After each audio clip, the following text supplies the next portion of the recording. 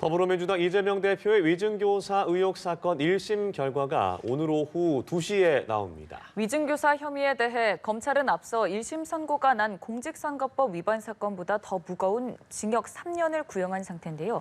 재판부는 어떤 판단을 내릴지 주요 쟁점과 함께 김성수 변호사와 얘기 나눠보도록 하겠습니다. 어서 오시죠. 네, 안녕하십니까. 안녕하세요. 네, 열흘 전에 이어서 또 한 번 재판이 진행될 법원 긴장 상태입니다. 선거법 선고 때보다 더 많은 인원이 모일 것으로 예상돼서 경비가 강화가 됐다고요? 예, 맞습니다. 이 인근에서 집회가 일단 굉장히 많은 인원이 모일 것이다 이렇게 예상이 되다 보니까 경찰 측에서는 기동대를 통해서 질서 유지를 하겠다 이렇게 이야기가 나오고 있고 이 법원 내부에서도 여러 가지로 이제 뭐 안전사고가 날 수가 있지 않습니까? 그렇다 보니까는 일단 현재 이 차량을 출입하는 이 문에 대해서도 일정 부분 제한을 두고 있고 또 이제 법정에 이제 들어가기 위해서는 법원 건물로 들어가야 되지 않습니까? 네. 이 건물을 출입하는 이 출입구 쪽에서도 이 출입하는 사람들의 신분을 확인한다든지 그리고 또 이 법정을 들어갈 때는 이 짐 같은 거를 검색을 하게 돼 있어요. 이 검색도 더 강화하겠다 이렇게 이야기를 하다 보니까 굉장히 좀 법원에서도 이 부분 관련 보완을 강화하고 있고 신경 쓰고 있다 이렇게 이야기가 나오고 있습니다. 앞서 네. 선거법 사건의 경우에는 좀 빠르게 20분 정도 만에 재판 결과가 나왔습니다. 오늘은 선고까지 어느 정도 좀 걸릴까요? 예, 이 당시 20분이 이제 걸린 게 아마 이렇게 진행이 됐을 겁니다. 이 판단을 하는 근거를 먼저 이제 설치를 하게 됩니다. 재판부에 설치를 하고 이러이러한 사실관계가 있었고 이 부분에 대해서 이렇게 판단을 했다 이렇게 하고 마지막에 이제 뭐 유죄라든지 무죄 뭐 어느 정도의 유죄다 이렇게 이제 판단을 하게 되는 것인데 이번 사건 같은 경우에는 지난번에 이 공직선거법 위반은 이 혐의가 두 가지라고 볼 수가 있었고 이에 대해서 각각 판단을 하다 보니까 20분 정도가 소요가 됐던 것인데 그렇다면 이번에 위증교사 같은 경우에는 한 가지 사실관계거든요. 그렇다 보면 조금은 더 빨리 선고되는 것이 아니냐 이런 이야기도 나오는데 다만 재판부에서 조금 더 자세하게 이 부분 설치한다고 하면 20분보다도 더 시간이 소요될 수가 있기 때문에 이 부분에 대해서는 어느 정도로 자세히 이야기하느냐에 따라서 다를 것 같습니다. 예. 오늘 이재명 대표의 위증교사 사건 1심 선고 공판입니다. 이 사건을 좀 짚어보려면 사실은 2002년, 22년 전으로 거슬러 올라가야 되잖아요. 당시 이재명 대표, 이재명 변호사의 검사 사칭 사건부터 2018년 선거법 위반 사건, 그리고 2024년까지 이르게 되는데 좀 먼저 어떻게 된 건지 짚어주시면 좋을 것 같습니다. 네, 저희가 사실관계를 세 가지로 나눠서 봐야 됩니다. 2002년, 2018년, 그리고 최근 이렇게 세 가지로 나눌 수가 있는 것인데 2002년 같은 경우에는 2002년 5월 10일에 이 사실관계가 있습니다. 어떤 부분이냐면 이 분당에 파크뷰 아파트라는 아파트가 있는데 당시에 특혜 분양 의혹이 있었습니다. 그리고 이것을 취재하고 있는 이 KBS의 PD가 있었는데 이 PD가 당시 이재명 변호사 사무실에서 이 고 김병량 전 성남시장과 통화를 한 사실이 있습니다. 그리고 당시에 통화를 어떻게 했냐면 본인이 검사라고 사칭한 겁니다. 이 PD가 자신이 검사라고 사칭을 하고 이 성남시장과 통화를 하는데 그러면서 지금 제가 이 사건을 좀 진행하는 것 중에 이 시장님 이야기가 나오는데 제가 도와드리고자 전화를 드렸다 이렇게 이야기를 했다라고 하고 그 과정에서 이 성남시장 측에서는 실제로 검사가 전화를 했는 줄 알고 이에 대해서 여러 가지 이야기를 하는데 이게 이제 나중에 문제가 되거든요. 그런데 그 이후에 이 검사를 사칭했다는 것이 이제 밝혀진 겁니다. 이렇게 되면 이건 형법상의 공무원 자격 사칭죄가 될 수가 있는 것이고 실제로 이게 기소가 이루어져서 이 PD 그리고 이재명 당시 변호사에게 이 실형이 실형이 죄송합니다. 이 형이 선고가 됐었는데 당시 이제 확정이 된 부분은 PD 같은 경우에는 결국에는 선고 유예, 그러니까 죄는 되지만 선고를 유예한다라고 해서 선고 유예가 확정이 됐었고 이재명 당시 변호사에게는 벌금 150만 원이 확정이 됐습니다. 그렇다 보니까는 이 부분 공모가 인정됐다. 이 PD라고 PD가 검사를 사칭하는 데 있어서 공모가 인정됐다라고 재판부에서 봤다고 할 수가 있는 것인데 이것이 2018년에 다시 한번 이제 불거지게 되는 계기가 있습니다. 2018년에 5월 29일에 이 사건이 발생했던 것인데 당시에 이재명 대표가 경기도지사 후보자로 나왔던 상태였고 당시 이제 토론회가 있었습니다. 이 토론회가 있었는데 다른 후보가 이재명 당시 이제 후보자에게 말을 한 겁니다. 이 당시에 검사 사칭으로 처벌받은 경력이 있지 않느냐 이렇게 이야기를 했더니 이재명 대표가 이렇게 이야기를 합니다. 제가 한 게 아니고 PD가 사칭하는데 제가 옆에 인터뷰 중이었기 때문에 제가 그걸 도와줬다는 누명을 썼습니다. 이렇게 이야기를 하고 또 2차 발언을 하는데 이 부분에 대해서 이 검찰에서는 이것이 공직선거법상의 허위 사실을 공표한 것이다. 이렇게 이제 기소를 하게 되는 겁니다. 그리고 이것이 이제 사건이 다른 이제 허위 사실 공표라든지 뭐 직권남용 권리행사 방해 이 죄명들이랑 같이 이제 판단을 받게 되는데 이제 무죄를 확정을 받게 되거든요. 그렇다 보니까 무죄가 확정이 됐었고 이후에 또 한 번 이제 사실관계가 나타나는 것이 이 당시에 2018년 12월 이 재판이 진행되던 도중에 이재명 대표와 그리고 그 김병량 전 성남시장의 수행 이제 비서였던 김진성 씨와의 통화 녹음 파일이 검찰에 확보가 되는 겁니다. 예. 근데 그 녹음 파일을 내용을 들어봤을 때 검찰에서는 이 내용이 당시 재판에서 증인으로 출석한 김진성 씨에게 허위의 증언을 이제 교사하는 이 위증죄를 교사한 행위가 있다라고 보고 이에 대해서 김진성 씨에 대해서는 위증을 했다는 전제하에 위증죄로 기소를 하고 이재명 대표의 경우에는 위증을 교사한 거기 때문에 위증 교사다 이렇게 해서 기소를 했고 이에 대한 지금 법리 다툼이 있었던 겁니다. 근데 지금 그 김진성 씨가 위증을 한 것이 맞다라는 쪽으로 의견을 내고 있고 또 이 대표는 아니다, 위증을 교사하지 않았다, 좀 대치가 이루어지고 있잖아요. 짚어주셨다시피 녹음 파일이 좀 핵심 증거 중 하나일 것 같은데 재판부가 어떻게 판단을 할까요? 예, 이 당시 녹음 파일이 이제 한 번의 통화가 아니라 여러 건의 통화가 있었고 이제 전체적인 맥락을 봐야 될 것으로 보이는데 지금 검찰 측에서 이야기를 하는 것은 이재명 대표가 뭐 당시에 이런 일이 있었잖아요, 이런 일이 있었던 걸로 기억하는데요, 이렇게 이야기하는 부분이라든지 이제 본인의 변론 요지서를 보내드리겠다 이렇게 이야기하는 것 자체가 변론 요지서에 이제 기재되어 있는 내용대로 진술을 해달라고 종용하는 것이 아니냐, 결국에는 주입식으로 교육을 한 것이 아니냐 이렇게 지금 주장을 하고 있는 것이고 이재명 대표 측에서는 이 녹음 파일을 보면 이 중간중간에 사실대로 있는 사실대로 이야기해달라 이렇게 이야기하는 부분이 있거든요. 네. 그렇다 보니까 이에 대해서 이 위증을 교사한 것이 아니라 사실대로 이야기해달라고 부탁을 한 것이지 위증이 아니었다 이렇게 이야기를 하다 보니까는 이에 대해서 재판부가 전체적인 맥락을 봤을 때 이것이 위증을 교사한 것으로 볼 수 있는지 사실관계를 특정하는 것이 일단 1차적인 쟁점이 될 것으로 보입니다. 근데 지난해 구속영장을 기각했던 영장 전담 부장판사가 위증교사 혐의는 소명된 것으로 보인다 이런 얘기를 했거든요.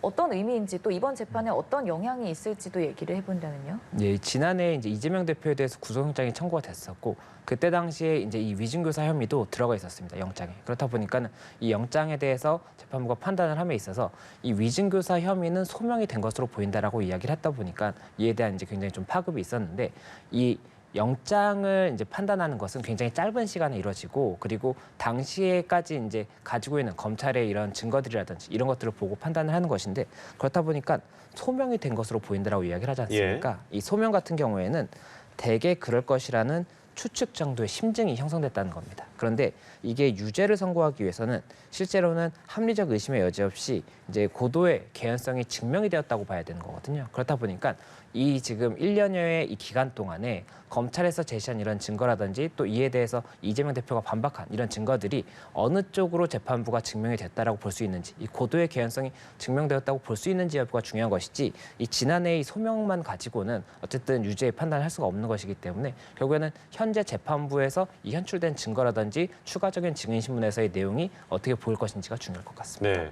그럼 앞서 언급을 잠깐 해주셨지만 사실 2018년 그 선거법 위반 사건에서 결국 최종심에서 무죄 판단이 나왔잖아요. 그럼 김진성 씨의 증언이 이 무죄 결과에 어떤 영향을 미쳤냐도 좀 중요할 것 같은데 당시 판결에서 김진성 씨의 증언이라던가 그런 어떤 얘기들이 나오고 있습니까? 예, 제가 판결문을 일단은 조금 검토를 해봤을 때는 김진성 씨의 진술이 뭐 유의미한 증거인 것처럼 명시가 되지는 않았던 것 같습니다. 이 무죄의 판단을 하게 되면 그 판단의 근거를 이제 법원 판결문에 명시를 하게 돼 있는데 그 명시에는 우선적으로는 이 허위사실 공표죄가 이제 문제가 됐던 거지 않습니까? 네. 이 김진성 씨의 뭐 이런 진술이 명시가 되어 있는 것이 아니라 이 허위사실 공표죄의 법리를 판단을 하고 이 이재명 대표의 이런 이야기 자체가 허위 사실을 적시한 것으로 볼 수 없다라는 것이 주된 내용이었던 것으로 제가 보이거든요. 그렇다 보니까는 이 부분 관련해서 진술이 유의미한 뭐 의미였다라고 한다면 그 부분에 대해서 더 중하게 볼 수가 있겠지만 그게 아니라고 한다면 이 위증죄가 처벌이 된다고 하더라도 이 판단에 영향을 미쳤느냐는 또 다르게 볼 수가 있어서 이에 대해서도 법원에서 다시 한번 그 부분도 검토하지 않을까 생각이 듭니다. 일단 검찰은 이번 위증교사 혐의에 대해서 3년을 구형한 상태입니다. 법은 결국 판례가 중요하잖아요. 일반적으로 위증교사 사건의 처벌 수위는 어느 정도 될까요? 이 위증교사라는 것이 굉장히 조금 중하게 보는 것이고 양형 기준에서도 위증죄보다도 가중해서 하는 사유 중에 하나가 교사입니다. 그렇다 보니까는 이 위증교사라는 것 자체가 굉장히 중하게 봐야 되는 것인데 이 부분 검찰이 지금 3년을 구형을 했다는 것도 그만큼 이 부분에 대해서 굉장히 좀 중요하게 봐야 된다라고 법원에다가 이 의견을 표시한 것이다 이렇게 볼 수가 있는 것이고, 다만 이 구형량 자체는 법원을 기속하는 것이 아니기 때문에 법원이 유죄무죄를 판단을 하고 이 형량을 결정함에 있어서도 이 검찰의 판단과는 관계없이 일단 법원에서 그 재판부가 봤을 때 어느 정도의 형량이 나오는 것이 적절하냐를 다시 한번 보지 않을까 생각이 됩니다. 예. 사실 선거법 위반 같은 경우에는 검찰이 징역 2년을 구형을 했고 실제로 그 절반인 징역 1년의 집행유예 2년이 선고가 됐습니다. 그렇다면 이번 위증교사 사건 1심 선고의 시나리오 어떤 것을 좀 예측해 볼 수 있을까요? 예, 일단은 유죄이냐 무죄이냐에 따라서 다를 것으로 보입니다. 뭐 예. 무죄인 경우에도 결국에는 검찰에서 항소를 할 것이기 때문에 확정 때까지 어떤 판단이 나온지를 봐야 되는 것이고, 유죄인 경우에도 동일하게 이재명 대표 측에서 항소를 할 것이기 때문에 그 결과까지 확정이 되는 것을 봐야 되긴 합니다. 다만 이 유죄가 만약에 확정이 된다라고 전제를 했을 때 이 네. 확정이 되는 것이 이 피선거권이 박탈된다든지 의원직이 상실되는 그 형에 해당하는 정도의 죄이냐, 그 아니면은 이 부분까지 그 피선거권이 박탈되지 않는다든지 의원직 상실이 되지 않는 그 정도의 형이냐에 따라서 결국에는 이 정치적인 판단도 조금 달라질 수가 있기 때문에 그 부분에 대한 파급까지도 조금 지켜보려면 결국에는 확정이 어떻게 되는지, 그리고 확정이 언제쯤 나는지도 저희가 좀 지켜봐야 될 것 그 같습니다. 기준이 마찬가지로 벌금 100만 원 이상이면 그렇게 피선거권이 박탈되고 의원직을 상실하게 되는 겁니까? 예, 일단은 공직선거법 19조에 보면 피선거권에 대해서 명시를 하고 있습니다. 예. 이 피선거권 같은 경우에는 선거범으로 100만 원 이상의 벌금형이 확정이 되는 경우에는 5년 동안 이제 피선거권이 없다고 볼 수가 있는 것이고, 예. 집행유예 같은 경우도 집행유예가 확정이 되면 확정 시로부터 10년 동안 이 피선거권이 없다고 볼 수가 있습니다. 그리고 징역형 같은 경우에는 징역형이 이제 형의 집행이 종료되거나 아니면 면제되는 경우 그때로부터 10년이 또 이제 피선거권 박탈 기준이거든요.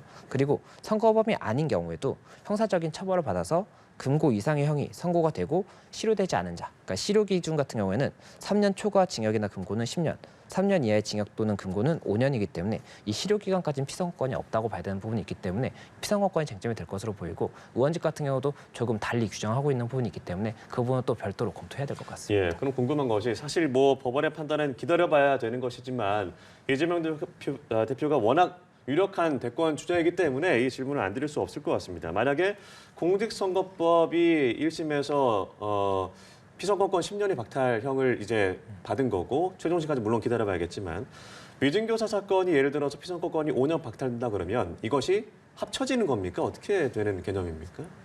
일단은 그 부분이 확정 시점이 언제이냐, 그리고 예. 이게 기간이 어느 정도냐에 따라서 다르게 봐야 될 것 같습니다. 그런데 일단은 최종적으로 결국에 하나하나가 다 제한을 두는 것이지, 이게 뭐 중한 것이 뭐 유효하고 뭐 경한 것은 유효하지 않다 이렇게 볼 것은 아닐 것이기 때문에 결국에는 최종적으로 그 효력이 있는 것이 어느 기간까지 가느냐를 봐야 될 것 같습니다. 그래서 지금 5가지 사건이 법원에서 지금 진행이 되고 있지 않습니까? 그 중에서 최종적으로 유죄가 선고되고 확정된 것이 어느 죄이냐에 따라서 봐야 될 것이고, 그에 따라서 가장 긴 것으로 봐서 피선거권 박탈을 계산을 해야 되지 않을까 생각이 됩니다. 네. 아, 지난번 선거법 재판 그리고 이번 위증교사 재판 모두 1심입니다. 최종 확정 판결이 아니기 때문에 1심 이후에 그 결과와 무관하게 항소심으로 이어질 것이란 전망이 강하거든요. 그 가능성 역시나 좀 높게 보시는 건가요?